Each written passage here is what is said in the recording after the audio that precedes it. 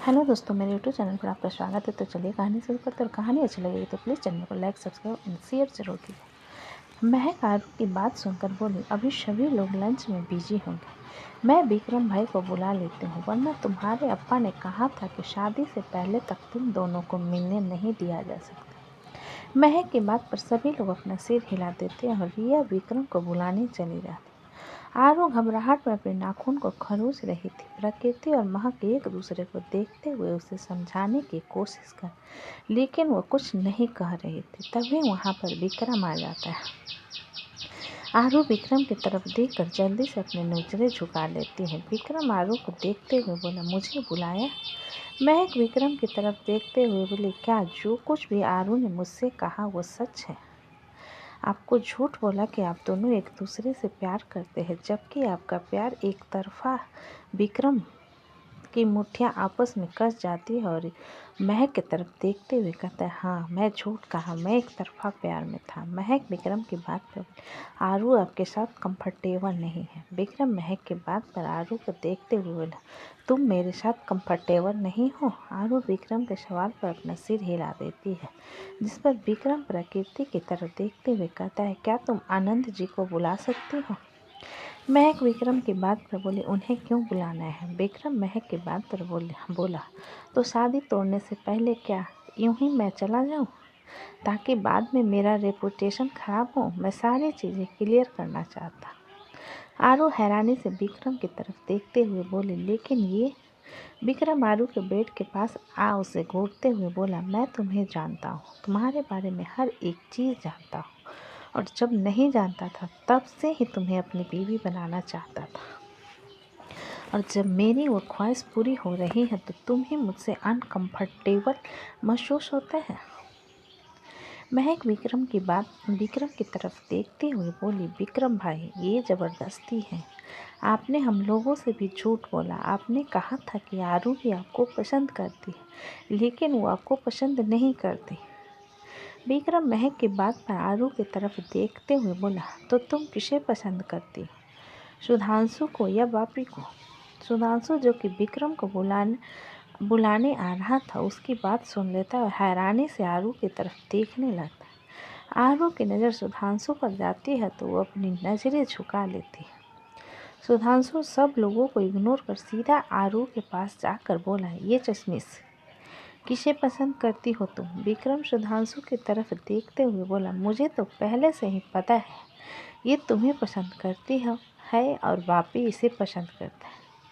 महक आरू की तरफ देखते हुए बोली, आरू ये सब क्या रहा है? आज सगाई हो चुकी है, कल से शादी की रस्में शुरू हो रही है, और तुम लोग कर क्या रहे हो? सुधांशु महक की तरफ देखते हुए बोला, दीदी मुझे ब्लेम मत करो, मैं किसी को पसंद नहीं करता, और इस तरीके से मेरे कारण एक प्यार करने वाले का दिल टूटे, मैं ये बिल्कुल बर्दाश्त नहीं करूँगा।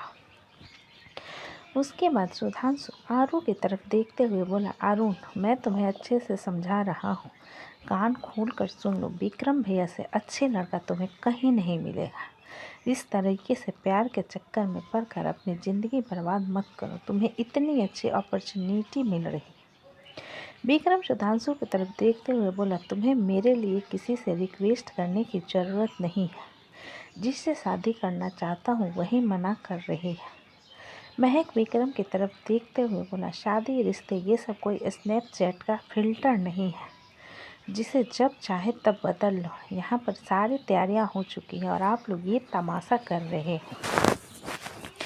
विक्रम महक की बात पर बोला, गलती मेरी है भाभी की, मैं हूँ विक्रम भाटिया। अगर मेरी जगह कोई और बंदा होता तो जो कि इसे जानता भी ना होता, तब जाकर ये शादी करती। मैं ठीक कहा ना अरुंधति आनंद बिहारी शास्त्री?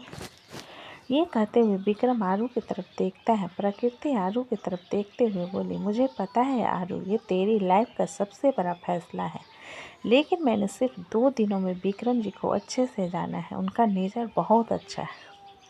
विक्रम प्रकृति की बात पर बोला, तुम्हें मेरे लिए किसी से रिक्वेस्ट करने की ज़रूरत नहीं, बहुत हो गया तमाशा, मैं जा रहा हूँ यहाँ से। इतना कहकर विक्रम कमरे से बाहर चला जाता है। उसके पीछे सुधांशु भी निकल जाता है और सभी लोग आरू को समझने लगते हैं। कैंटीन साइड विकल्प अदिति के साथ बाकी फैमिली भी वहीं पर बैठे लंच कर रहे थे। विप्लो इधर उधर देखते हुए बोला, यार मेरी मोटी कहाँ चली गई, अभी तक नज़र नहीं आ रही। अनमोल जी को विप्लो के बगल में बैठा हुआ था, उसे घूरते हुए बोला, इतना ही ध्यान कहीं पढ़ाई पर भी दे दिया करो, बत्तख का अंडा लेकर नहीं आओगे। हर वक्त रिया रिया रिया और कोई नाम ही नहीं होता क्या तुम्हारी जुबान पर। विप्लो अनमोल की बात पर बोला, आपके तन बदन में इतनी आग क्यों लग रही है, हम दोनों बेस्ट फ्रेंड हैं। बेस्ट फ्रेंड का मतलब ही पता है आपको? आपको कहाँ पता रहेगा, आप तो सीधा बेस्ट अंकल का खिताब जीतोगे। अदिति विप्लो की बात पर बोली, वापी हमारी शादी में भी ऐसा ही खाना बटेगा ना, देखो ना कितना टेस्टी है। विप्लो अदिति की बात पर बोला, तुम फिक्र मत करो बनी, तुम्हारे और भाई के शादी में तो ऐसे पकवान बंटवाऊंगा मैं कि पूरी मुंबई देखते रह जाएगी। अदिति विप्लो की बात पर बोली, पूरी मुंबई को दिखाने की क्या ज़रूरत है, मुझे बस देना, मैं अकेले खा जाऊंगी। शोभित अदिति को पानी का गिलास देते हुए बोला, पहले पानी पियो। अदिति पानी पी लेती है और विप्लो शोभित की तरफ देखते हुए कहता है, भाई 2 साल का इंतज़ार करने का क्या मतलब, आप भी शादी कर लो ना जल्दी से बनीश। अदिति शोभित की तरफ देखते हुए बोली, आप मुझसे शादी करोगे अभी? शोभित अदिति के सर को थपथपा कर बोला, खाना खाओ। अदिति फिर से खाना खाने लगती है और शोभित विप्लो को घूरते हुए कहता है, मेरे कमरे में आना, तुमसे कुछ बात करनी है। विकल्प शोभित के चेहरे को देखते हुए विप्लो से बोला, अच्छे से तेल लगा कर जाना भाई, तुम्हारी आज फिर कुटाई करेंगे।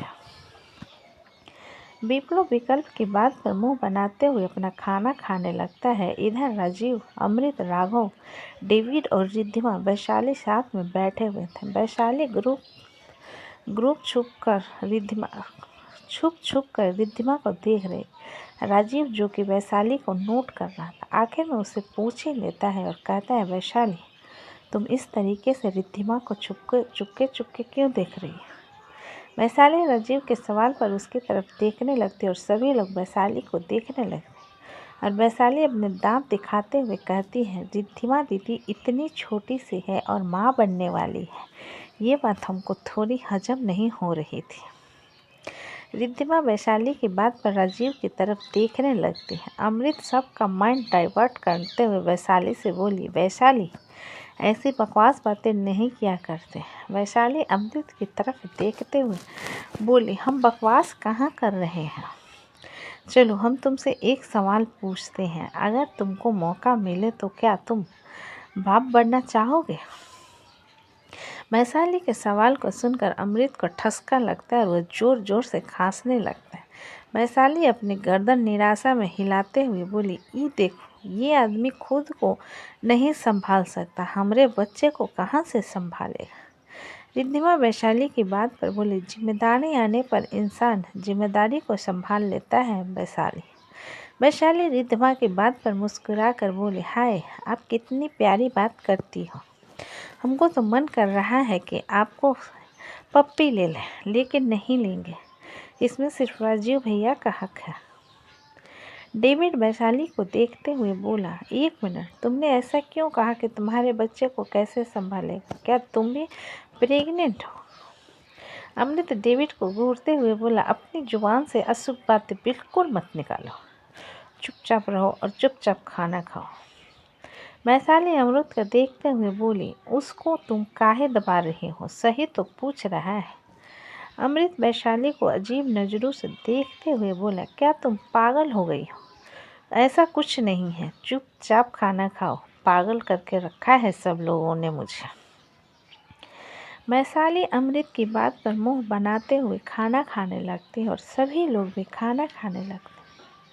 इधर सुधांशु विक्रम के पीछे निकलता है तो दूसरी कॉरिडोर की तरफ चला जाता और जाते हुए मीरा से टकरा जाता है और उसे सॉरी कह कर जाने लगता है। तो मीरा कहती है, इट्स ओके, गलती मेरी थी। मीरा की आवाज़ को सुनकर सुधांशु का ध्यान उसी पर जाता है और वो मीरा को देखते हुए कहता है, सही कहा, हर बार गलती तुम्हारी ही होती है। मीरा सुधांशु की बात पर एक गहरी सांस लेकर बोली, सुधांशु, जो कुछ भी हुआ क्या उसके लिए तुम मुझे माफ़ कर सकते हो? प्लीज़ मुझे खुद में घुटन महसूस होती है। सुधांशु मीरा की बात पर बोला, माफ़ी? किस बात की माफ़ी? मीरा सारंग, सॉरी मीरा, कशिश मित्तल। मीरा अपनी मुट्ठी मजबूती से बंद करके बोली, मेरे कारण तुम्हें और तुम्हारी दीदी को इतना कुछ। सुधांशु मीरा की बात को बीच में काट कर बोला, गलती मेरी थी। जो मैंने तुम जैसी लड़की से प्यार किया तो सज़ा तो मुझे भुगतनी ही थी ना। प्यार का नाटक मेरे साथ किया और शादी किसी और से। मीरा अपनी आंखों में आंसू लिए सुधांशु को देखते हुए बोली, लेकिन मैं किसी और के लिए नहीं भागी थी मंडप से। सुधांशु मीरा के बात पर कंफ्यूज होकर बोला, तुम कहना क्या चाहती हो कि तुम मंडप से मेरे लिए भागी थी? मीरा अपना सिर हिलाते हुए बोले, हाँ, मैं तुम्हारे लिए मंडप से भागी थी। सुधांशु व्यंग भरी हंसी के साथ ताली बजाते हुए बोला, क्या बात है, और तुमसे ये बेवकूफ़ी करने के लिए किसने कहा था? मीरा कंफ्यूज भरी नज़रों से सुधांशु की तरफ देखने लगती है, जिस पर सुधांशु सीरियस होकर कहता है, मीरा, मेरे लिए सबसे इम्पोर्टेंट मेरी दीदी और मेरी फैमिली है। उनके रेपुटेशन को मैं कभी भी नीचे नहीं गिरा सकता। इसलिए ये बात अच्छे से समझ जाओ कि अगर तुम मेरे लिए मंडप से भागी थी तो तुम बेवकूफ़ हो। मीरा हैरानी से बोली, मतलब मैंने जिससे प्यार किया उसके लिए अगर कुछ करो तो ये मेरी बेवकूफ़ी थी? सुधांशु अपना सिर हिलाकर बोला, ऑफ कोर्स तुम्हारी बेवकूफ़ी थी। मैंने अपनी दीदी के साथ तुम्हारा रिश्ता लेकर आया था, तब तुम्हारी जुबान नहीं खुली और बाद में तुम शादी के लिए भागकर अपने आप को बहुत बड़ी महान साबित करना चाहती हो। तो मेरी एक नज़र में तुम बेवकूफ़ हो। और हाँ, मुझे और कोई एक्सप्लेन नहीं सुनना है। जो होना था वो हो गया है। तुम अपनी लाइफ में खुश रहो, मुझे क्या करना है मुझे अच्छे से पता है। इतना कहकर सुधांशु मीरा को इग्नोर करके वहाँ से चला जाता। मीरा हैरानी से अभी भी सुधांशु को देख रही थी। फिर वो अपने आंसू को साफ कर कमरे की तरफ चले जाती। वहीं पिलर के पीछे कोई खड़ा था जो उन दोनों को देखते हुए उनकी बातें सुन चुका था। उसके होठों पर एक शैतानी मुस्कान थी। इधर मृत्युंजय का कमरा। मृत्युंजय बुरी तरीके से रुद्र को घूर रहा था। रुद्र आराम के साथ सोफे पर बैठा इडली खा रहा था।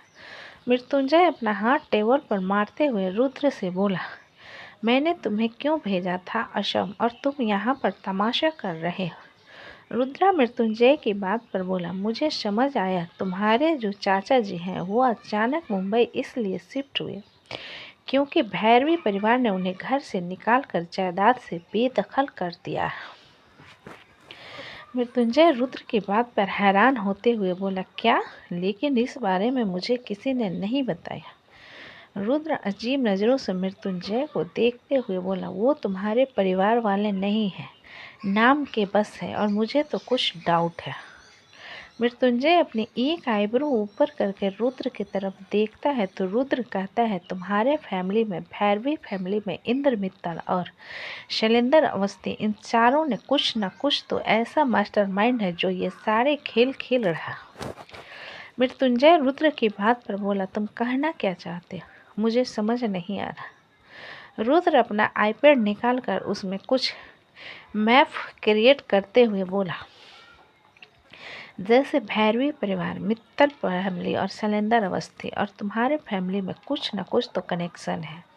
मृत्युंजय रुद्र की बात पर बोला, पहले मित्तल फैमिली और सारंग फैमिली में रिश्ते जोड़ने वाले थे, लेकिन किसी वजह से ख़त्म हो गए। बीच में अवस्थी फैमिली आ रही है, ये कुछ रास नहीं आ रहा। रुद्रा मृत्युंजय की बात पर बोला, बहुत झोल है। मैंने खुद कितनी दफ़ा इस बारे में सोचने की कोशिश की, लेकिन कुछ पता ही नहीं चला। मृत्युंजय रुद्र को घूरते हुए बोला, इन सब चीज़ों को छोड़ो, तुम्हारी हिम्मत कैसे मेरी बीवी के साथ नाचने की? रुद्र मृत्युंजय को घूरते हुए बोला, काम के बीच में अपना ये जलकुकरा वाला रूप लेकर मत आया कर, बिल्कुल अच्छा नहीं लगता मुझे। मृत्युंजय रुद्र को और कुछ कहता उससे पहले ही गुस्से में विक्रम अंदर आता है। विक्रम को इतना गुस्से में देख मृत्युंजय बोला, क्या हो गया? तुम तो बड़ी खुशी के साथ गए थे अपने होने वाली बीवी से मिलने, इतने गुस्से में क्यों आ रहे? विक्रम अपनी मुट्ठी मजबूती से बंद करके बोला, आज तक मुझे किसी ने रिजेक्ट नहीं किया। रुद्र विक्रम को ऊपर से लेकर नीचे तक देखते हुए बोला, विक्रम भाटिया, तुम गलत कह रहे हो। फलक अवस्थी ने तुम्हें रिजेक्ट किया है। विक्रम रुद्र को घूरते हुए बोला, तुम अपना मुंह बंद करके रखो, क्योंकि मैंने उसे रिजेक्ट किया है। रुद्रा विक्रम की बात सुन मुंह बनाते हुए फिर से इडली खाने लगता है। वही विक्रम को इतनी अजीब तरीके से बात करता हुआ देखकर मृत्युंजय बोला, हुआ क्या है? पहले कुछ खुलकर बताओ तो सही। विक्रम एक गहरी सांस लेकर बोला, अरुंधति जी मुझसे शादी नहीं करना चाहती। मृत्युंजय हैरानी से उसकी तरफ देखते हुए बोला, उसका दिमाग खराब है? कैसा बकवास कर रही है वो? और तुमने कहा था कि तुम दोनों एक दूसरे से शादी करना चाहते हो। विक्रम मृत्युंजय की बात पर बोला, मैं एक तरफा प्यार में गिर गया, यही मेरी सबसे बड़ी गलती है। मृत्युंजय विक्रम के कंधे पर हाथ रख कर बोला, तुम्हें उदास होने की ज़रूरत नहीं है, हम सीधा उसके पापा से बात करते हैं। विक्रम मृत्युंजय के हाथ को हटाकर बोला, मैं बेवकूफ़ था, सच में मैं ही बेवकूफ़ था, मुझे ऐसी जल्दबाजी नहीं करनी चाहिए थी, और मैं हमेशा से औरतों के मामले में किस्मत का मारा हूँ। पहले माँ छोड़कर चली गई और अब जिसे पसंद किया वो छोड़कर चली गई। रुद्र विक्रम को देखते हुए बोला, तुम्हें इतना टेंशन लेने की ज़रूरत नहीं है, तुम इसे लव मैरिज की जगह अरेंज मैरिज करवा सकते हो। विक्रम रुद्र की तरफ देखते हुए बोला, तुम्हें बहुत नॉर्मल लगता है। नहीं, मैंने उसे पसंद किया और वो मेरे साथ कंफर्टेबल नहीं है। मृत्युंजय इरिटेट होकर बोला, यार हमारी शादी भी तो फोर्सफुली हुई थी, अब देखो हम दोनों एक दूसरे के बगैर रह नहीं पाते, आदत हो गई है हम दोनों को। विक्रम एक गहरी सांस लेकर बोला, मैंने सीधा सीधा कह दिया है, आनंद जी से बात करो और ये सब तमाशा खत्म करो। मृत्युंजय हैरान होकर बोला, तुम पागल हो गए हो, इतनी सारी तैयारियां हो चुकी है और सारे मेहमान आ चुके हैं, घर के लोग कितने खुश हैं और तुम दोनों अपने स्वार्थ के लिए सब लोगों की खुशियों को मारना चाहते हो। विक्रम मृत्युंजय की बात पर बोला, क्योंकि सब लोगों को रिश्ते नहीं जोड़ने हैं, मुझे और आरू को जोड़ने हैं, और वो मेरे साथ कंफर्टेबल नहीं है और इस बात का उसे हमेशा मलाल रहेगा। तो दोस्तों, कहानी कैसी लगी मुझे कमेंट में लिखें। अच्छी लगी हो तो प्लीज़ चैनल को लाइक करें, सब्सक्राइब करें और ज़्यादा से ज़्यादा शेयर करें। कहानी को पूरा सुनने के लिए धन्यवाद।